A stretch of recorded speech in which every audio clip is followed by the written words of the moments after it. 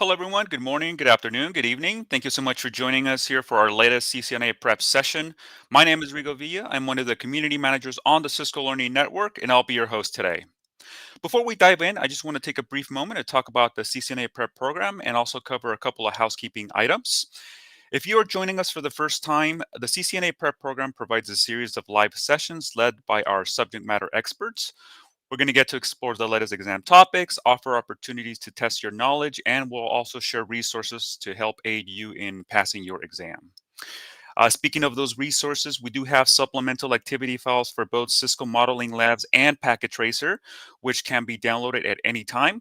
You don't need them to enjoy today's session, but they will be very useful for practicing on your own. So we will be sharing those resource links a little bit later on, so we've got you covered there.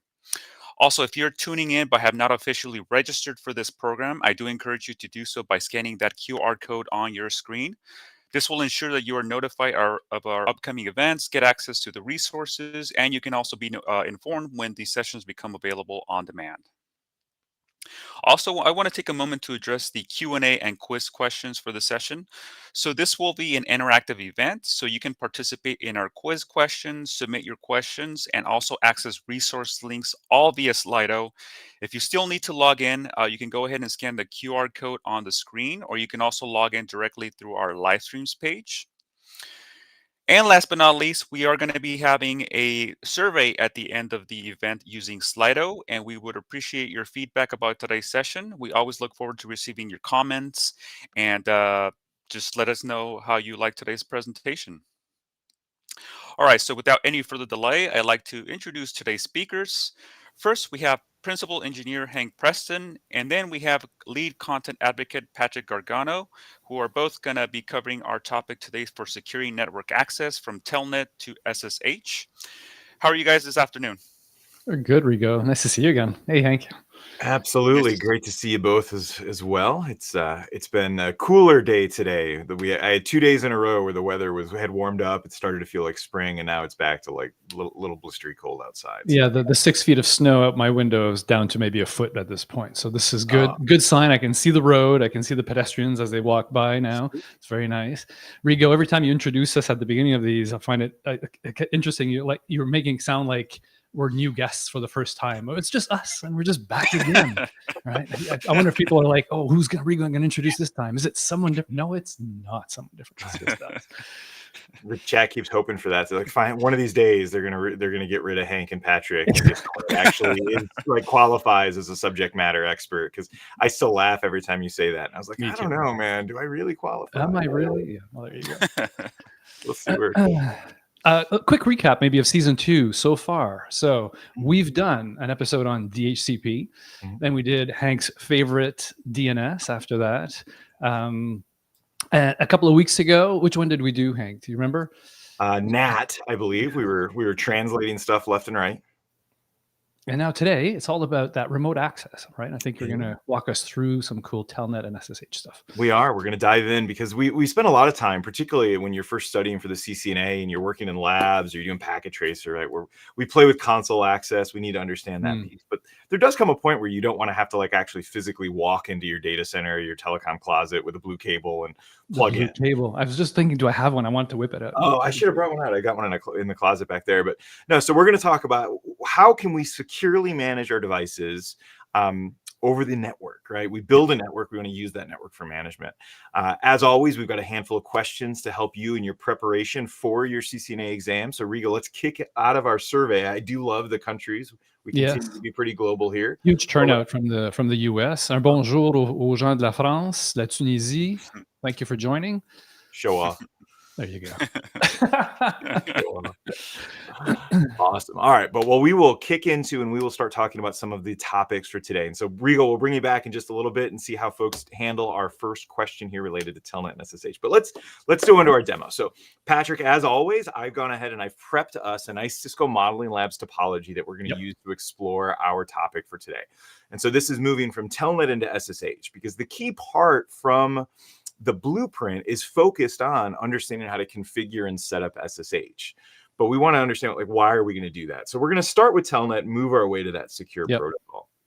And so And I just want to point out something that we've been really focusing on, right, over the last few episodes, is making sure that the topologies we've been building will be supported with CML free, right? So absolutely. maybe just plugging that again, folks. If you haven't downloaded CML free, it's free, but it only supports up to 5 nodes. So what Hank and I have been doing for season 2, trying our darndest best to make sure that we create an interesting topology, a topology that does everything we want to do, but that will work with CML free. So please have a look at that. Yeah, absolutely. Great point on that side, because we have made that focus kind of concerted effort, and we'll continue to do that for all of these sessions. So, yeah. All right, so I've moved our topology up. What do we have? We've got kind of this little inside network I created with our network administrator workstation. We've got a switch, and we've got our router, and then it heads off to the outside world with internet access and an outside host. So we're going to use this to figure out how can our network administrator successfully manage their network. And so I'll pop up the panes here. Now, we've talked about some topics already through this session, as Patrick mentioned. You said we got DNS, right? What's the point of DNS? Is so that we can actually talk to things by their name, and DHCP and these services are there. And so while we could kind of use the IP address for the router and the switch, I figured names are better. So if we'll go ahead and test this. Ping router 01, and we can see indeed I can successfully, from the network administrator station, talk to router 01. It's there, and I can go after it. What's cool with that output too, Hank, is that that first line, it actually shows you what address it resolved as well. So in case you're like, what was that address? There it is, right? That's the address that's going to then hit. Yeah, it pops right in there so you can see where it's at. And we're going to focus on router 01 in the live stream portion of this. But as we have with all of our CCNA prep series, if you grab the topology, I've got a full guide for this lab, which will walk you through kind of how to configure these setups on router 1. And then because the iOS side of routers and switches is basically the same, you can go ahead and replicate that on switch 01 and kind of use that practice in the pieces that are in place. But we're going to focus on router 01 for our live stream. Now let's see, right? Can I telnet so far? Let's start with, just before we do anything, is this functioning? So I'm going to go ahead over on my network administrator piece, and I'm going to do telnet router 01. And what do I get, right? Can't connect. So far it looks like we're out of luck. This tells us the default behavior is generally you're not going to be able to kind of connect to these devices. And we kind of want that in the network space.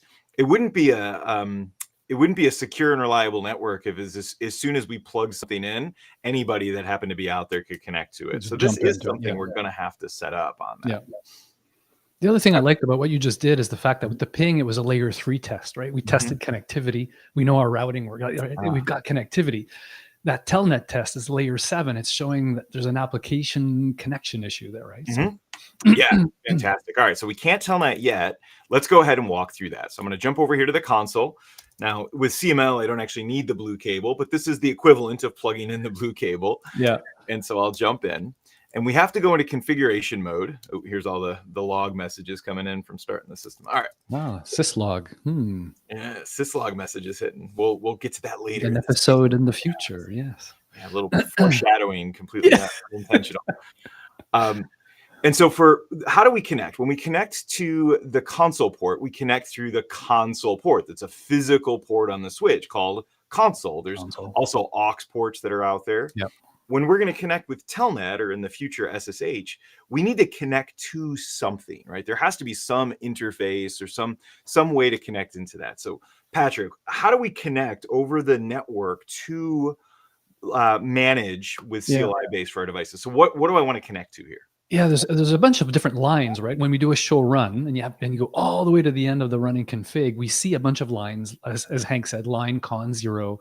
And if it's a router, you'll see line aux as well.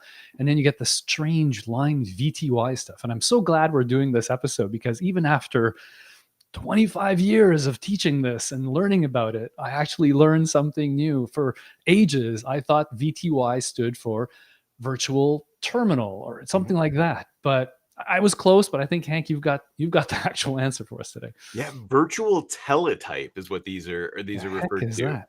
And I will admit, right, as I was writing the lab guide up for this, and I went in and I was like, we've had this practice inside of learning for the last year, so that we don't want to just throw acronyms out. We want to tell people what they stand for. I'm like, oh, VTY.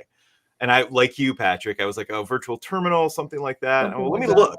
Yeah. I don't want to just assume I have it, right? So a little bit of internet sleuthing, and I was like, oh no, virtual teletype is what that VTY stands for. So Hank, I think as a Canadian, I should apologize for the last 25 years of telling my students in high school and colleges, and so it's virtual teletype. Okay, sorry, keep going.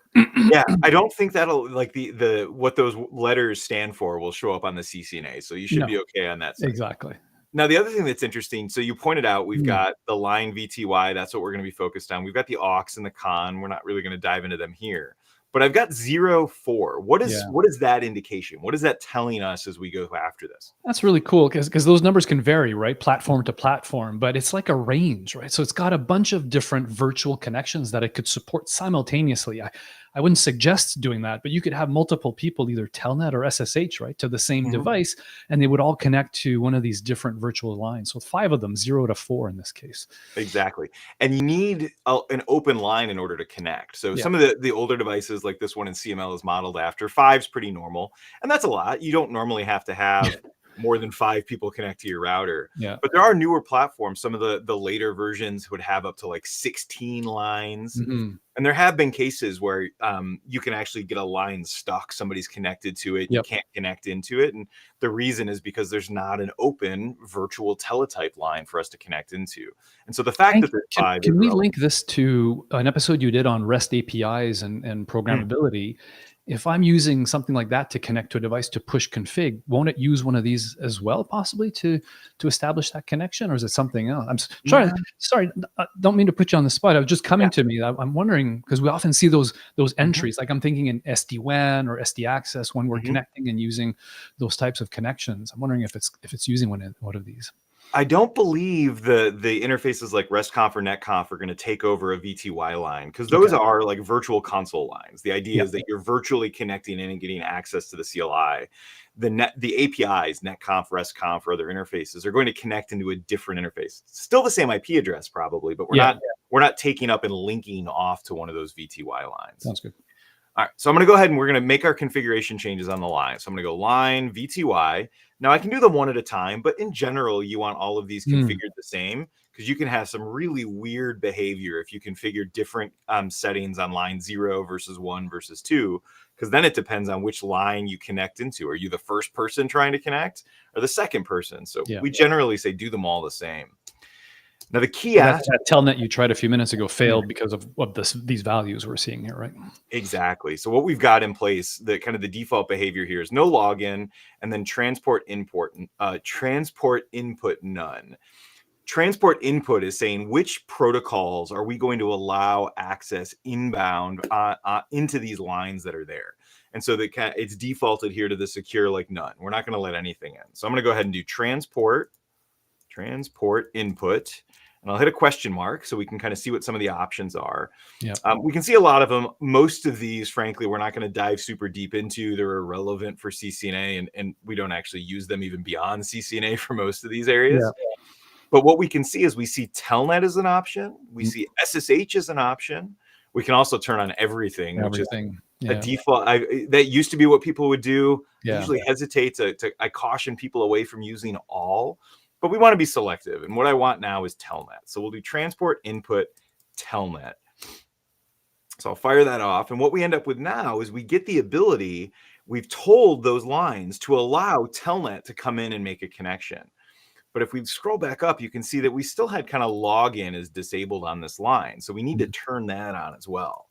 So I'm just going to do login, right? It was no login before. Now it's login. And we get some interesting kind of output here. Right, I get these messages that pop in. Login disabled on line 2 until password is set. Line 3, 4, 5, 6 until password is set. What does that tell you about, Patrick? What do we get out of this kind of descriptive error message? Just another kind of safety measure almost, right? Okay, you've gone ahead as the admin. You've turned on the possibility that I should be able to log in, but it's basically saying, hey, I can't allow anyone to log in because there's no password. There's nothing for us to authenticate that user again. So, and again, those numbers look a bit strange, but it's all right. 0 to 5 has become here 2 to 6. It's that range of VTY. So yeah. Do you know why we go from 0 to 2 and 1 to 3? I'll put you back on the spot a little bit, Patrick. Can you I help think our audience? the console would be maybe 0, and Mhm. the aux could be 1. I'm just trying Mhm. to come up with a plausible answer, make me Yeah. look smart here. And then 2, 3, 4, 5, 6 would be the VTYs, I think. Exactly. And you can actually see those if we'll go off script a little bit. If you do a Sure. do show line, we should see that output. And sure enough, we see Nice. TTY 0 is console, 1 is our aux port, and then we can see the VTY lines all kind of identified here. And this can I know be we've got questions coming up later, but I'll just throw a couple of for the folks in the chat if they just want to respond. There's just some things coming to me. So for Telnet, if anyone in the chat wants to respond in the Q&A, what port that is, just for fun, see what you remember about that. And and has anyone used an aux port before? Maybe that's just strange. Yeah, those don't, maybe we'll, if we've got some time at the end, maybe we can talk into kind of where those potentially have some relevance. But yeah. All right, so let's tackle the error message we had here. So login disabled until password is set. Well, let's just set a password.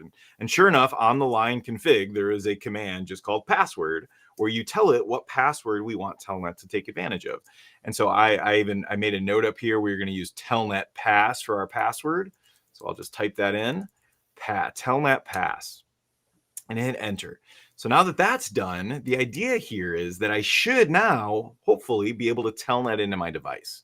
And so I'll switch back to NetAdmin over here, and we'll see how it's working for us. So I'm going to go ahead and say, okay, so telnet RTR01, and voila, I get a message. Not it's just can't connect or connection refused. It comes up and prompts me for, hey, user access verification, provide the password.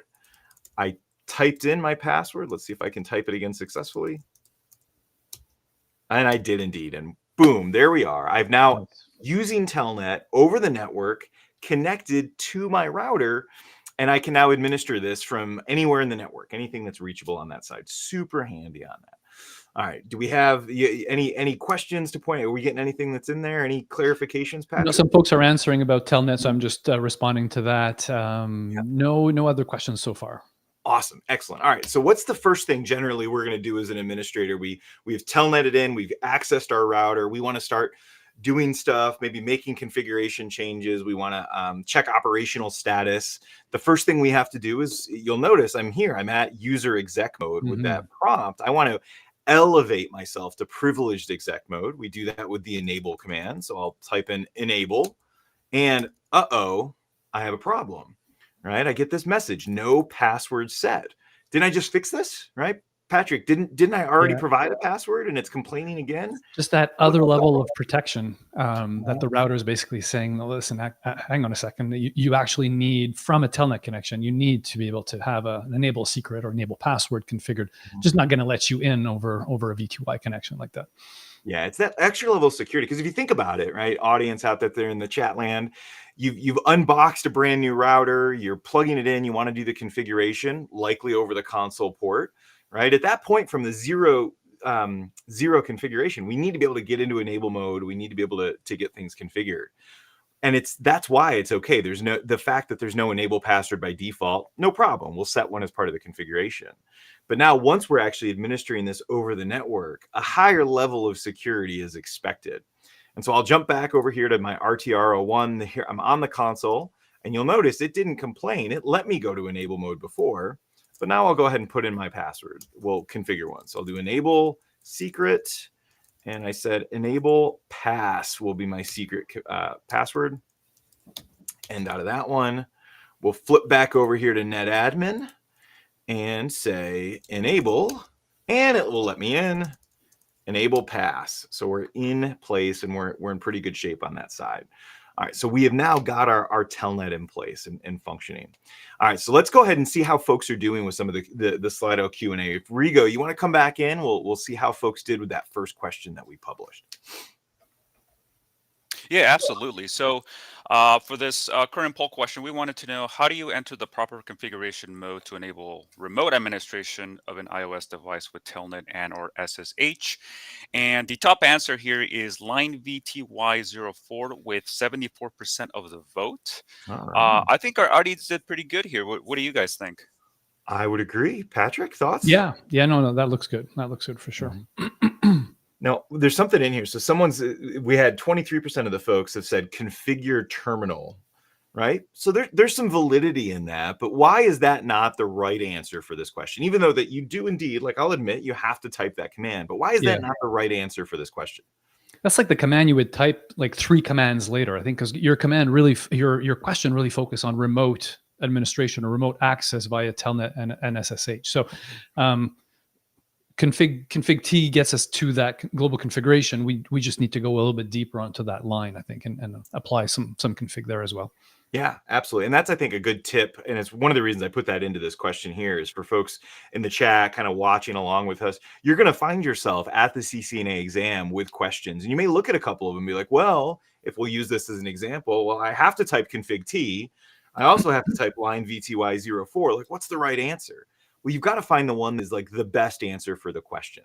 Yeah. Right. So yes, config T is there, but for this question, the most specific, right, the most specific answer that's accurate is that line VTY04 command. Getting lots of right answers for the Telnet question I asked earlier, port 23. I have some really good answers as well about the aux port. So maybe we'll, like you said, we'll keep that for later and come back to that one too. Yeah, we'll try to save some time for that because we do a great job always of like finishing early if for folks that are join us for these CCNA preps. Yeah. All right, Rigo, that was fantastic. Let's go ahead and move forward as we kind of tackle our next question, our next aspect for this. All right, so we're back to our terminal. We're in place. I've got Telnet set up. Right. Hopefully everybody that's out there recognizes that, okay, based on our CCNA studies, our best practices, we don't want to stay at Telnet, but why? Why, Patrick, don't we want to like leave Telnet in place? Like, what's the problem? Why do we tell people at the CCNA to know how to configure SSH? It's not because Telnet is evil or anything. It's just that it's in clear text. And if you're configuring a network device over a network, you wouldn't want your credentials to be exposed if someone was somehow sniffing that traffic across a link. And I think this is where we're going in this session, right, Hank? We're going to leverage the really cool packet capture feature that CML has, and basically show us what I'm talking about. Absolutely, because I think that's one of those things that's exciting about what we can do with tools like CML. Is gives us the ability to not just take something that your instructor you may have read in a book have said, Telnet bad, lack of encryption, clear text, right? Telnet bad, SSH good. So let's actually see how that fits in. So I'm going to go ahead and see where am I here. So I'm going to exit out of the Telnet session on my net admin machine, and I'm going to kick off and start a packet capture. And so I'm going to click over here and say, okay, we're going to right click, say packet capture. And I'm glad you asked the chat, right? We got ourselves prepped for this. If I just start this packet capture, it's going to capture everything, which might be useful, but we're interested in just Telnet stuff. And this is the other side of doing any kind of packet capture, is applying a filter. And so my gear here gives me the ability to add the filter. And sure enough, we can see that I've already kind of prepped this in advance with that TCP port 23 to allow me to capture just the Telnet traffic that's in place. So we'll apply this. I'll go ahead and start the capture, and it's waiting for packets. And I will go ahead and redo my Telnet login. So I'll Telnet RTR 01. We can see packets starting to come in. We'll investigate those in a minute. I will type in my password, hopefully correctly, and I did. So I'm going to stop for a second, and let's go kind of look and see what we've got in our packets, because we've said it's bad, but what does that mean for real? And so we'll see a lot of the traffic comes in. So our source here, this is the net admin, 10001 is the router. These first couple of TCP packets are setting up the connection, right? The three-way handshake, kind of getting all those pieces in place. Then we start to see the actual data come in. And here's where I really enjoy what we can do with different packet capture utilities, because I can click on the frame and then expand it out and kind of see what's going on in the Telnet application. There's nothing too terribly interesting in that one. I'll scroll down a little bit. We'll check out some of these other ones. I can see some more Telnet negotiate. Oh, that's the one I was actually looking for. One of the ones I was looking for. So here on frame 6, we can actually see right in the packet these kind of escape characters for the new line and the return. I can see user access verification. And look, that lines up right here for what was sent by the router to me. And frame 6, if we look at it, was sourced by the router back to my workstation. See a carriage return. Sure enough, there's a blank line. and then password colon. So this was the prompt from the router saying, hey, give me a password. Yeah. Right? So I've got that in clear text, right? Pretty interesting. Hopefully, is that exciting, Patrick? Oh, I love that. This is exactly the stuff I would do in class with my students as well, right? Either using Wireshark if we were on real gear in this case, but you'd see the exact same thing, a breakdown of layer 1, layer 2, layer 3, layer 4, layer 7, and then what's in that layer 7 payload. So that's very cool. Yeah, and it's nice that this is built right into its CML, so we can kind of jump into it. Exactly. All right, so that was this frame 6. If I just kind of continue in these Telnet data ones, so I'll have frame 8. What do we see? I see some more negotiation. We'll go to frame 9. I can see some pieces that go through frame 10. We're back and forth, so I'll move to second page. So you can see these communications. There's lots of back and forth to go in place. But as I move on, eventually we should find it. Okay, there we go. I can see the L. Which frame was that? That was 16. Let me move back up here to this one. There it is. So there's T.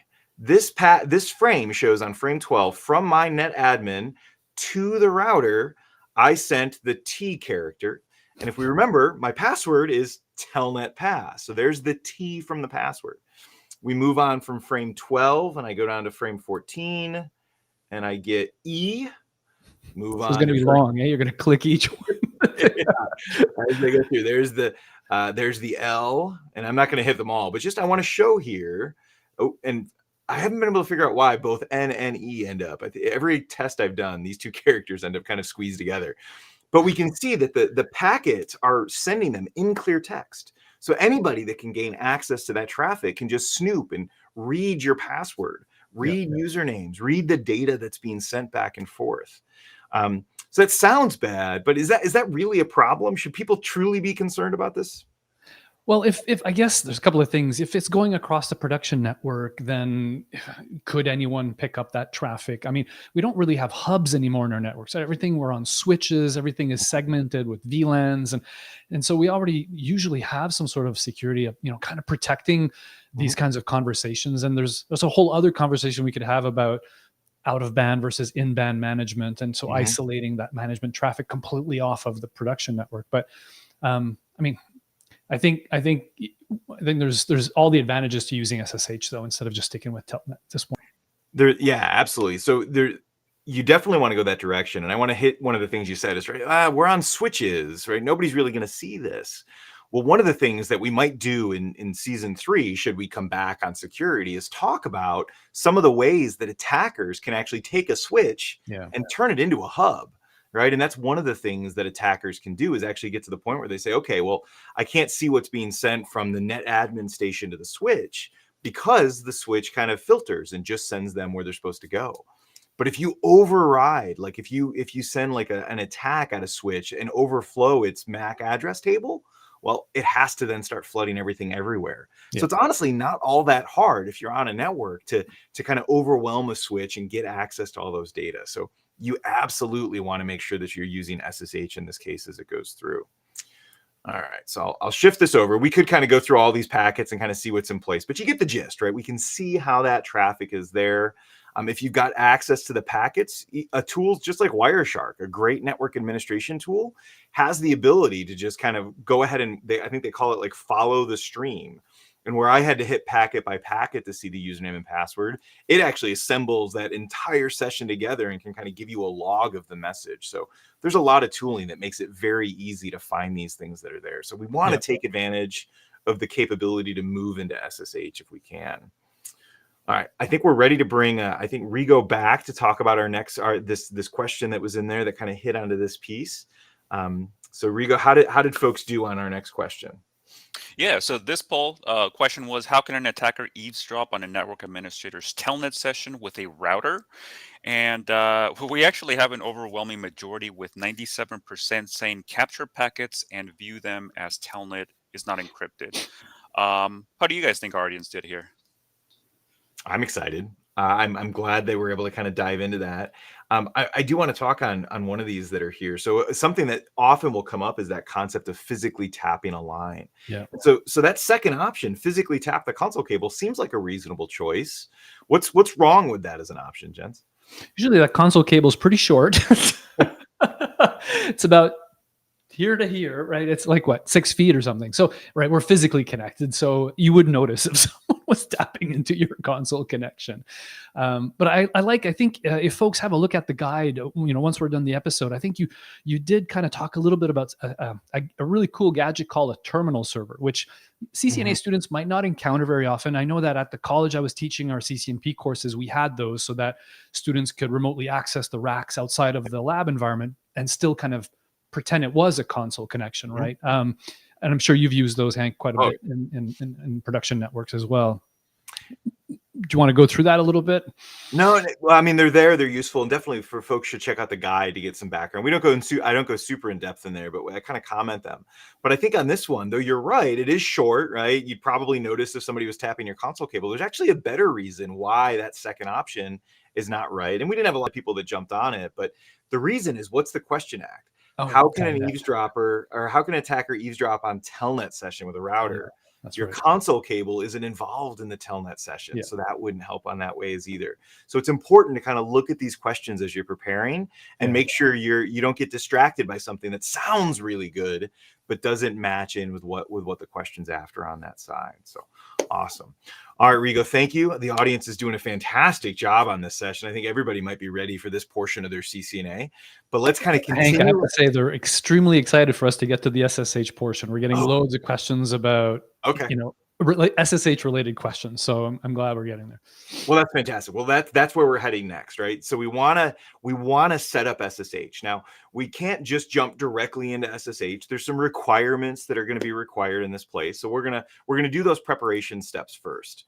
And so I'm going to go ahead and disconnect here from the console session. Or the Telnet session. I'm going to jump back to the console and go through enable BAS. All right, so I'm back on the router. So where with Telnet, we could just provide like a single Telnet password. SSH doesn't allow for that. SSH needs a username and a password to get connected in. So that's just part of the protocol that's in place. So that's the first thing we're going to go ahead and do is just create a username. So I'm going to do username, and I'm just going to go back and remind myself as to what I said we were going to use. And the password of admin pass, right? So username admin, password admin pass. Excuse me. I get a couple of warnings about like different types of encryption. We'll go more into some of those encryption things again in the security aspect that's there. I'm just going to kind of focus in on the basics that are in place. So we've set up a nice username and password combination that we can leverage. The other thing that's necessary is what's required for the encryption to actually happen. There are several different ways that encryption happens, and there's all sorts of different protocols that we use encryption for. But with SSH uses a particular type of encryption. It's called kind of a key pair, private public key pair for doing the encryption. And so we need a key pair. How do I create one? We're going to just generate it, right? We're going to generate one of these RSA keys.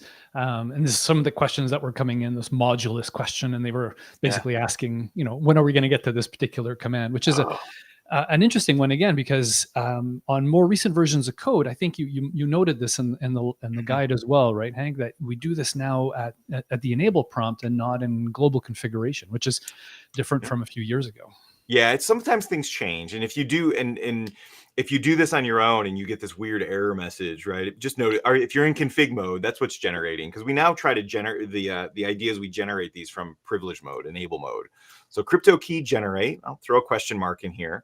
We can see there's two different types of keys. SSH is going to use RSA key, the RSA type, and I'm just going to keep question marking us to see what's in place.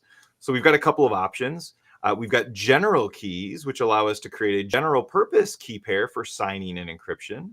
Or we could create usage keys, which create different key pairs for signing and encryption. I'll be honest, I've never gone the usage keys model. I always just do general keys. So we'll do a general key is what we're going to create. We'll so it's like the one key to rule them all. Sorry. Awful. Lord of the Rings. So, I have trouble keeping track of one key. If I had to keep track of multiple keys and know which one to use for what, I'll just stick with one on this. And then we get into the next piece. So general keys and then modulus. This is the next piece we're going to go through. Modulus is the number of bits, right? And that basically like how complex is the key going to be? Yep. Question mark it again, and we get a couple of options. I get the minimum supported is 2048, at least right now. Years ago, I think when I first got started, you could make keys that were much, much shorter, but Much shorter. Yeah. they're not secure. And so as computing power has gotten more powerful, right, we need more complexity in our keys. So 2048 is generally considered secure, but the more bits, the more secure. So we could go all the way up, at least in this version of iOS, to 4096 bits inside of our size. I'll do 2048 for here. All right, so crypto, so it's the cryptographic engine on the router. Key, we're dealing with keys. We want to generate a key, an RSA key, and we're going to make it a general key that can be used for just about anything the router needs. Yep. And we're going to make it 2048 bits. Nice. Right? Yep. That's what this command is saying on that. So I'm going to go ahead and fire that off. And we can see, okay, the name for the key will be rtr01.example.com. The size is 2048, and it generates it in the background. And then we can see some messages that come in. All right, so there's a lot of information here and some really important aspects to talk. So I want to pause for a second. Patrick, what's one of the key things that we can kind of see from this output, what we're in place? What do you want to call out? Yeah, let me zoom in a little bit. That SSH command. So the one that's tagged at 17.35.04.439. So SSH 5 enabled, SSH 2.0 has been enabled. So notice how as soon as we start putting in the pieces that it needed, in particular here, the crypto key, it's turned on a quite specific version of SSH. Again, this is interesting because I do remember a few years ago, it wouldn't turn on 2.0. Hank, do you remember the funny version it would say that it was turning on? 1.99. Yeah. Almost 2. Students were like, not quite. Sir, what's that? He's like, well, so I think at the time, from what I remember, 1.99 was basically saying it was supporting both connections using SSH version 1 and connections using version 2. But if you read into this a little bit, you'll realize version 1 has some issues, has some security problems. Version 2 kind of sorts that out. And so we just want to allow SSH version 2 connections into the router. Yeah, today SSH version 1 is generally considered not secure at all. Like there are too many vulnerabilities. It's fairly easy with a reasonably sized and powerful computer to completely kind of invalidate any of the encryption that's there. And so most modern operating systems from network platforms only kind of force version 2. But if you've got some older gear in your lab or you may see version 1, version 1.99. You can administratively just kind of limit it to version 2, but the platform we're using here kind of just goes into version 2 on its own. So that's super critical. The other thing I wanted to hit here was the name for the key, rtr01.example.com. Now, it's pre-configured on the lab that's here, but one of the other aspects that's super important, like you cannot create a key if the router doesn't have a host name and a domain name, because those are a critical part of the creation of the key itself. And so we didn't get the error here because I, again, was part of the default config because we had already talked about DNS in previous pieces. But remember that, like, you're going to need that domain name and host name before you can go ahead and configure your key and get that created. All right, so we've got our user accounts. We've got our crypto key that's been created that's in place. I'm trying to remember what our next question was. Oh, that's right. All right, so we've got the key configured. We're in place for that. The next thing we were going to do is actually kind of move forward and enable SSH. But before we do that, let's bring Rigo back to see how folks did with this portion of our quiz related to SSH. Yeah, thanks, guys. So for this latest poll, the question was, what must be configured on a router before SSH will be enabled on an iOS device? And for this question, we do have RSA key pair in the lead with a little over 80% of the vote. But we also have a handful of folks who feel enable password must be configured. Kind of looking forward to you guys' thoughts and speak to these answers a little more. All right. I'll let you go first, Patrick. Yeah, no, Hank, I've really enjoyed the questions so far because you always put in a plausible answer, right? With always, sometimes also a bit of a sketchy sounding one, like the secret handshake protocol or the ninjas from earlier. So those ones are just for the lulz, really. But I like how the enable password is important. We all know that it's important, but is it critical for configuring SSH? Not really. You should already use that. You're already in enable, right? You went to enable, you went to global configuration, and now you're configuring SSH. So that was a step that you would have gone through a couple of steps ago before you got to this point. So anyways, that's my take on that. Yeah, and I think it comes back to kind of what we saw with the Telnet side, right? We were allowed to enable Telnet, we could connect, but we couldn't enter enable mode, right? And so the idea here is the question is going after like what has to be done before the router will tell you. Kind of comes back to that syslog message we saw, that SSH enabled. Like, what does the router need to have SSH enabled? Well, it needs the key to be configured. And we already talked, there are a few things you have to do before you can generate the key. But the key part, no pun intended, the important part of this question is what's required to get SSH enabled. And that is having the key pair generated on that side. So that's the critical part of making sure that we get this question accurate on that side. Agreed. So, yep. Awesome. All right. So, all right, we've got one more question I think we're going to go after that dives us into the kind of the next bit of getting our SSH enabled. So Rigo, let's go ahead and kick that one off while Patrick and I kind of finish this exploration of getting ourselves enabled. All right, so we're back on our router. I've got that configured. We're kind of right where we left it off. And our next phase is to say, okay, now that we've got our key, right? We've got our username and password. SSH 2.0 has been enabled. I'm going to go ahead and switch back in and let's just use it, right? So I'm going to do SSH instead of Telnet. And then we said the user, so admin. And this is the syntax for SSH, admin at RTR01, right? And I'll fire that off. Okay, we got a problem. All right, so it says, okay, I'm connecting on port 22. That's not a problem. That's the SSH. I wanted to ask that in the chat. Oh, too early. All right, so hopefully maybe people weren't paying attention. Yeah. But I got connection refused. Yeah. Now, why am I refused? We just talked about how the router said SSH has been enabled and it's refusing. So clearly I missed something.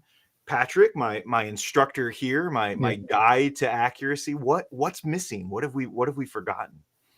So we just need to remember and maybe ask in chat while I extend my answer as long as possible. Hey, chat, what do you think is missing? Feel free to jump in here. So as Hank was saying, he's created his crypto key. The domain's configured. We have a username and password combination configured. Where's this SSH coming in? Where's this connection going to be supported? Where do we need to go and what do we need to enable? Hopefully folks are going to be answering quickly here. I think we need to go back to the lines, right? The VTY lines again, Hank. Exactly. That's where we're after. So if we come back and we'll remind ourselves, right? So show run section line, we'll just do section line. All right. So what do we have so far in our configuration? I've got transport input telnet. What we've said is that we're just going to allow input for telnet. And if you remember, when we looked at that before, SSH was an option. And so I can come back in and go config T, line VTY 04, transport input. Now we had telnet already. If I hit a question mark, I can add SSH in, right? So I can do transport input telnet SSH, right? So I've added that in. Now I can come back and say, okay, well, now can I do it? Sure enough, boom, I get that connection made. And I get a message, something that may be a little intimidating if you haven't done this before and seen it. It says the authenticity of the host can't be established. RSA key fingerprint is this. This key is not known. Are you sure you want to continue? Right. The whole point we did this is we wanted security, and now I'm being warned, hey, this isn't secure. Right. So should I be worried? What do I do here, Patrick? So I think this is part of the self-sign stuff, right? We asked the switch to generate its own certificates, right? Its own private and public key pair. I mean, we know we did it. We know that we did the right thing, and we trust ourselves, and we trust this key. And so it's basically saying, is this right? Is this the connection coming from Hank? And should we allow this? I think we can accept this. Yeah. This fingerprint, if you like. Yeah. So in this case, yes is the answer. Now here's an area where I actually spent a little bit of time while I was writing this lab guide, because the honestly the most secure, I'll say, like the best thing you could do as a network administrator was to say, okay, well, this is the RSA fingerprint that I've been told. Let me just go make sure that matches the actual key on the device. And I looked, and unfortunately, iOS doesn't give us a really easy show command to generate the fingerprint. I wish it did, and frankly, I really wish it did, because that would make this so much easier. There are ways to take the data from the certificate or the key pair on the device and encrypt and figure out what the fingerprint is. That's beyond the scope for CCNA, so I opted not to include that kind of deviation into today's lab. And so in our case, we'll just say, yes, we're going to go ahead and accept it and say that's what we're after. And then our computer, right, our administration machine will save that fingerprint, and future connections won't prompt us again. And I'm going to go ahead and put in my password, admin pass, and end up, I got to type it correctly. Maybe. I'm just trying to catch up. Everyone's responding to my question. So I've been looking at this, but I hear what you're doing here. Yep, no, I'm with you. And I am mistyping my password left and right. So let's see if I can admin. Let's try again. ADMINPASS. I keep hitting it wrong. It's not going through. Let me go check my, see what I actually typed in when we created the user. Make sure I didn't mistype it up there. It's there. I got two other ideas to test to see which in place. I'm excited to see which one it is.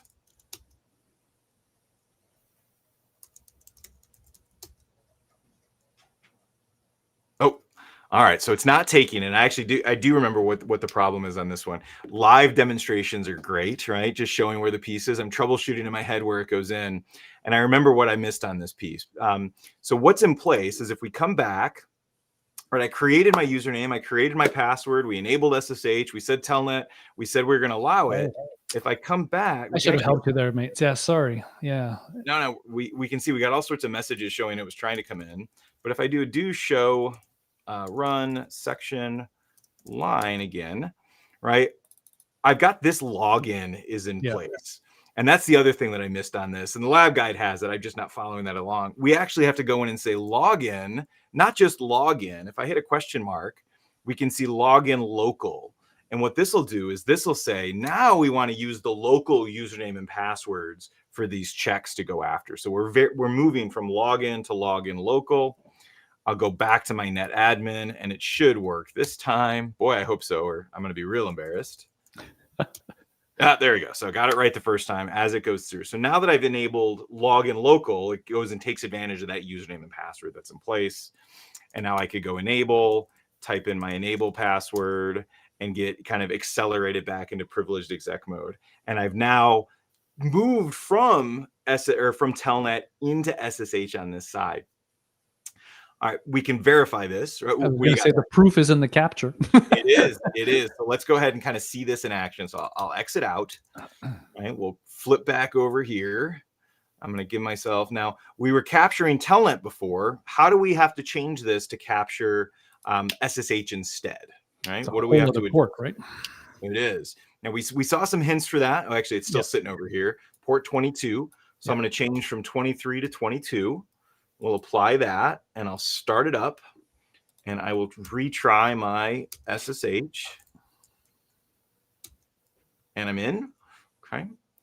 Make this bigger so we can see it. So just like we saw before, when it starts with the TCP kind of connection setup, and then we can get into the protocol for SSH setup. So we can see the negotiations. We move to SSH v2, all the key exchange, the security setup. Move over to page 2. We can see more. All this stuff is just SSH kind of communication getting secure. And there's a lot of packets, a lot of stuff that happens in the back end. But then eventually we get down here to this server encrypted packet. And if I click on that frame, we can see the encryption check and we can kind of look through this and we can see the encrypted packet, right? Here's the data that comes in. Not too useful. That's just one. Let's check for some other ones. I'll move on to page 3. We can see a whole bunch of encrypted packets. Here's one from the client, probably me sending some data back and forth. We can see the packet data is all encrypted. And this is true encryption, right? And because we're using SSH version 2 with a nice long key, right? The 200 or 2048 bits, this can't be decrypted without access to the keys. And as long as you keep your keys secure, which is a critical aspect of security, you should feel pretty good about your communications going back and forth in this space. Cool. All right. So Patrick, we've got it up. We've gone through on this piece. Are we done? Have we kind of moved forward and made sure that only administration to our router can be done through a secure channel? Yeah, I think we're on our way here. We got actually a question that I know you cover in the guide, and I'm wondering if we have time for that, where we set some privilege levels, and I'm just wondering if that's on your agenda as well for today. we can probably get into that one a little bit. So we've seen that as I went in, right, I'm back at user exec, right, and if I go enable mode, and then I type in my enable password, if I typed it right, I can get back in. Now, what you're talking about in there, we do get in the guide, and we've got some time we can go into it, is the way that we can actually say, okay, I can say that the administrator automatically goes into enable mode. And this would be often referred to as role-based access control, or RBAC. And that's done based on privilege levels. And we'll actually do this. I'll do the configuration from this netadmin SSH session.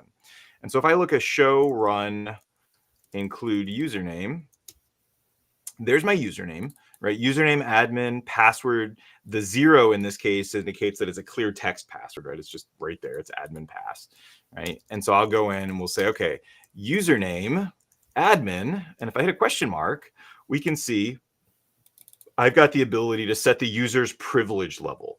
And in iOS, privilege levels range from 0 to 15, where the lower the privilege level, the least rights you have. The higher the privilege level, the most rights you have.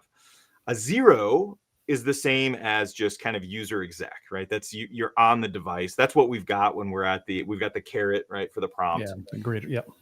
Enable mode has a privilege level. What's the equivalent privilege level for enable mode, Patrick? That's the best one, the biggest one. So 15 would be the privilege level. Exactly. So username admin privilege 15. Fire that off. I'm going to exit out. Right. So I'm now I'm back on the device. SSH is done. If I log in now and admin pass, you can see I was bumped directly into enable mode, the privileged exec mode that's in place. Like it put me right there. And so that can be convenient. And it's honestly a big part of how most organizations seem to deploy this, is they don't actually rely on people using the enable password. They assign privileges based on the users that are in place. And if I do a show run include username, we'll see that it actually embeds the privilege on the same level, same kind of configuration line along with the username and the password. It's kind of how that's displayed. So you can do them all at once. It can be one command. It doesn't have to be two separate ones. And yeah, so we were getting quite a few questions about that relating to role-based access control, AAA, privilege mode. So I'm trying to keep up with the questions, but I think we're answering here some of them where we can assign different privilege levels to different users, and obviously we can do that locally on the machine like we're doing right now, or we could do this a little bit more centrally using a AAA server of some sort. Exactly, and diving into the full kind of AAA configuration with TACACS and Radius and all of that is beyond just the SSH portion of the blueprint. There are some knowledge around TACACS and Radius use cases that we need for CCNA studies, and we haven't fully spec'd out what might come in later seasons, but we may dive into some of that as we get into more security focused topics. But you can get the basic RBAC here with local username and passwords, as we've kind of shown in this lab. All right. There is still one more thing that I want to go in before we kind of button up and we go into our final questions that are here. And this actually dives into what is the last Slido question. So before we do the final configuration piece, let's bring Rigo back and see if the audience knows what we need for this one. Yeah, thanks, guys. So for the final poll, we were curious to know which of the following commands enables the most secure remote CLI-based administration of an iOS device. And this last question actually presents a very clear winner. Our audience decided to go with the transport input SSH command. I'll let you guys speak to the correct answer a little more. Patrick?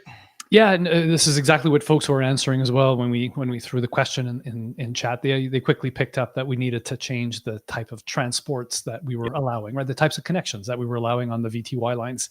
I had a really interesting question earlier as well, and I responded to it fairly quickly, but I think it comes back to this too. I was wondering, could you set Telnet on some and SSH on some others? And then obviously some different usernames. It was getting quite convoluted, and my initial response was, you never quite know which line number you're gonna get when you connect remotely. So you could set up Telnet for 0, 1, and 2, and then SSH on the others, and then not be able to maybe get the right connection that you need. So I don't think there'd be any advantage to that, but it was an interesting. We'd have to do some trial and error to figure out say you did that. If you did Telnet on line 0 and SSH on line 1 and nobody's connected and you try to SSH in, would it let you? And I don't know. We'd have to trial and error to see if the router would say, well, we try 0, it doesn't allow, let's try line 1. my initial hypothesis, and I'd want to test it, we don't have time here to do it, would be that the router would kind of try the lines to try to find one that you will answer. That's right? available. They're answer lines. So they're going to go through and be like, does it work here? No, it's busy, or it doesn't function. Let's go to the next one. Let's go to the next one. I think you would probably try to find a line that matched whatever you're trying to do, but we'd have to test that. That'd be a great thing for those of you in the chat to kind of try out with your own setups, because that type of experimentation is what will allow you to better understand these concepts. Yeah, and there was also another one about, limiting access to the VTY lines, which I'm thinking and hoping we'll get to in season 3 when we start talking about security, because that involves a conversation about access lists, and then applying access lists.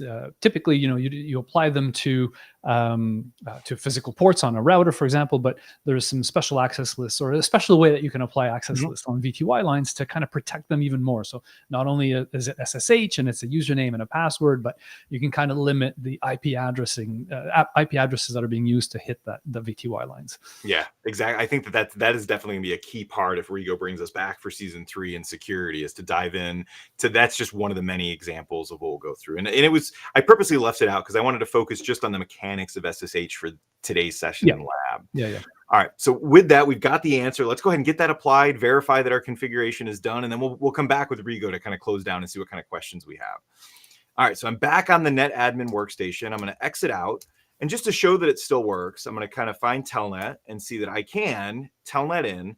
But now it's asking for a username like it did with SSH. And that's because we've told the lines to use login local now. And so I can use those same credentials. So the admin and the admin pass, right, lets me in on Telnet. We don't want Telnet to work as well. So I'm going to exit out of that one. I'll jump back to the console just so we can do it there. And I'm going to go transport input SSH and just SSH. I think that I actually want to check to see, because I think that overwrites the line rather than does an addition. So let's check it. Show run section line.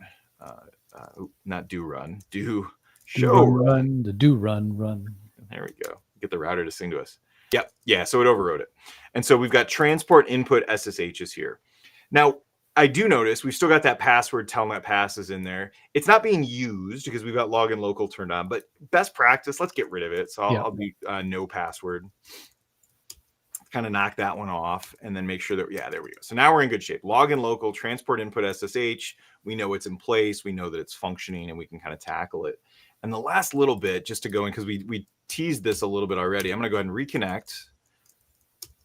All right, so I'm connected with SSH, and if I do a show line, we can actually see that first line, line 2, which strangely is VTY0, shows the star that we're connected. We also see a star on the console line because I'm also interacting with that in the other tab. And so if we were to kind of keep connecting through these, we would see these all stack up as the lines go in, and eventually there'd be a busy. All right. So with that, right, we've kind of dove in. We did a nice deep dive into just kind of the fundamentals of device access, Telnet, and SSH. We'll bring Rigo back, see if there's any questions, any final notes and things we want to do kind of in our exploration here. We actually have some homework, I think, Hank, after. We've got lots and lots of questions. Rigo, sorry to interrupt. There's one that popped up. To me, it kind of stood out was when you created the username password combo, you used a clear text one, so we could just see what that password was like. For those of you that are going to go through the guide, have a look. Hank used also the secret version, right, of the password.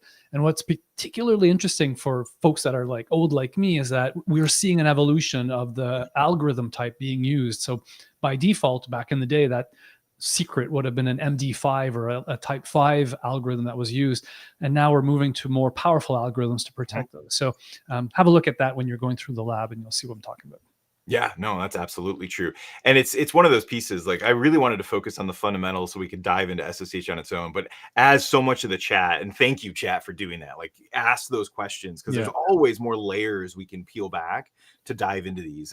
And until those layers are all exhausted, Patrick and I will keep coming back. So it's quite nice that the chat is upset with us that we shouldn't be using clear text passwords. Folks, we know.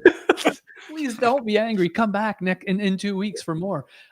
We're just using this to be able to demonstrate what the passwords are, so we can And see my them when we're in the lab. the password probably shouldn't be admin pass either. If you're That's really, the other one. if you're going to hold us, One person suggested admin 123. I'm like, no, not that either.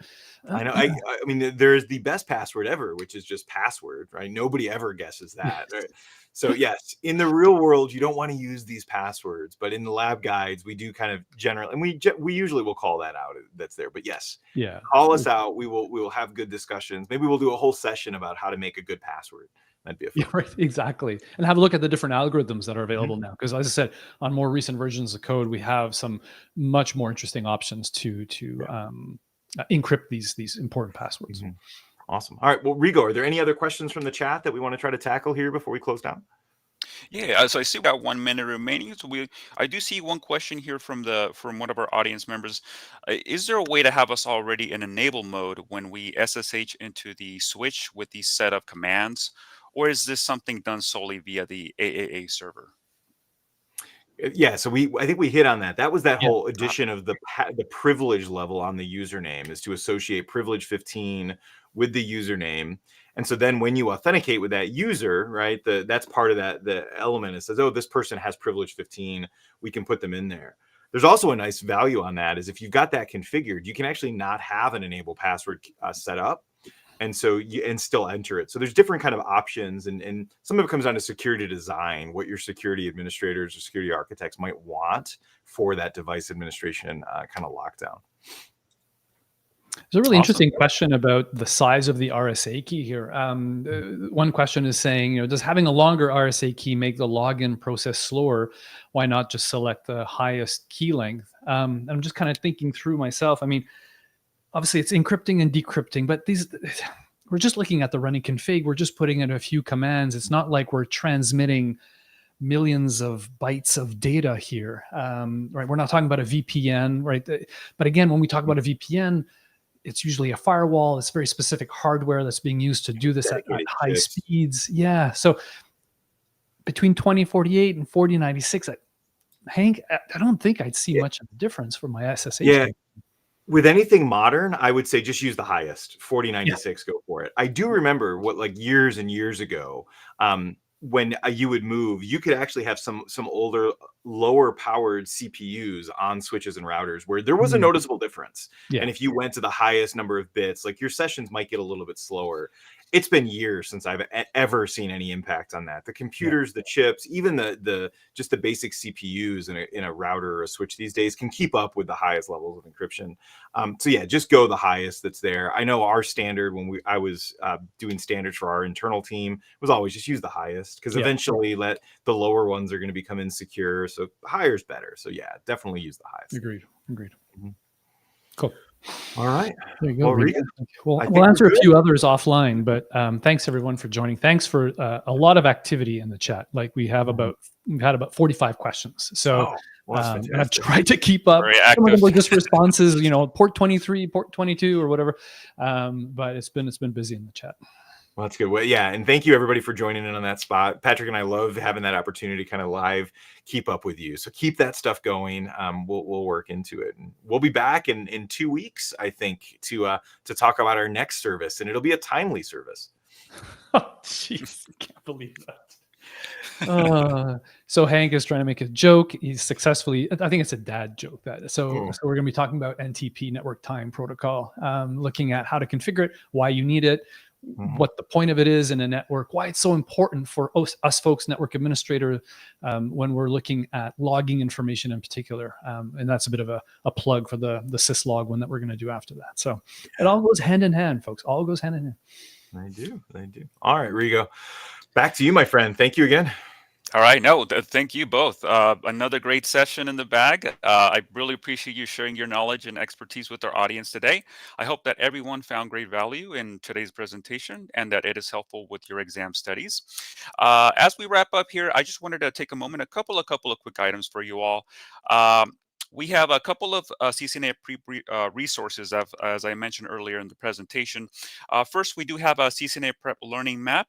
This contains a curated list of resources that will complement your core training really well and will also aid you in your learning experience. So we highly recommend taking advantage of that.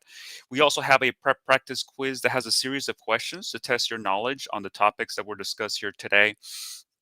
And then also, as discussed earlier, we do have some activity files for both Cisco modeling labs and Packet Tracer for hands-on practice.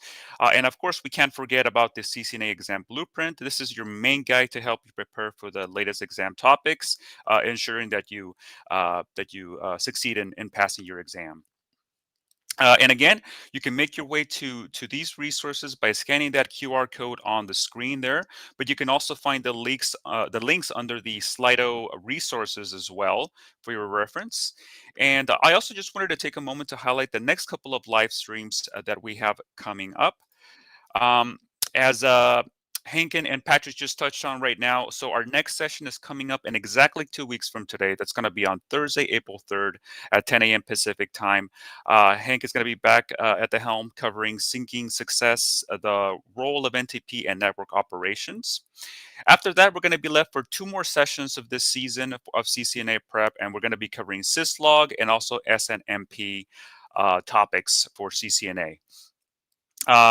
We hope that you can join us for these remaining live streams. And if you haven't done so already, you can register for the prep program to receive email reminders. And you can also easily add these sessions to your calendar. You can go ahead and scan that QR code on your screen to register for the program, or you can also register directly through our prep hub page where you can also find in the resources as well. And last but not least, we have activated our survey via Slido, and we would really appreciate it if you can just take a moment to complete it and let us know how you like today's presentation. We always look forward to receiving your valuable feedback. And once again, I just want to give a very big thanks to our 2 awesome presenters here for this topic. I want to thank our attendees for taking the time to joining us here live, and we hope to see you on the next session here on the Cisco Learning Network. Thank you all, and I hope you all have a great day. Thank you so much.